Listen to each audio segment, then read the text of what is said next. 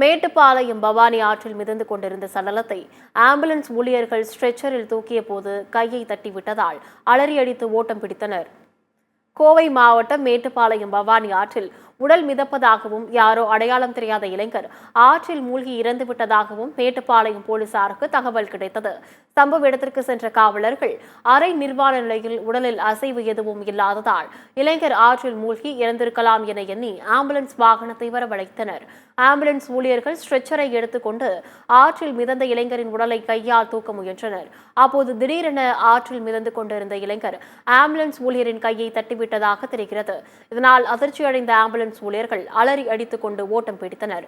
இதை கண்டு அதிர்ச்சியடைந்த காவலர்கள் அருகில் சென்று பார்த்தபோதுதான் அந்த இளைஞர் உயிரோடு இருப்பது தெரியவந்தது. போலீசாரின் விசாரணையில் அவர் வடமாநிலத்தை சேர்ந்த இளைஞர் என்பதும் நீரில் மிதந்தவாறு யோகாசனம் செய்ததாக கூறியுள்ளார். அனைவரையும் ஏமாற்றிய இளைஞர் போலீசாரின் பிடியில் சிக்காமல் அங்கிருந்து தப்பி ஓடிவிட்டார்.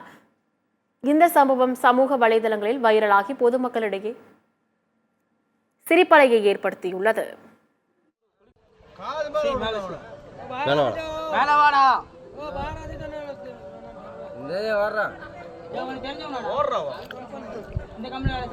ஏய்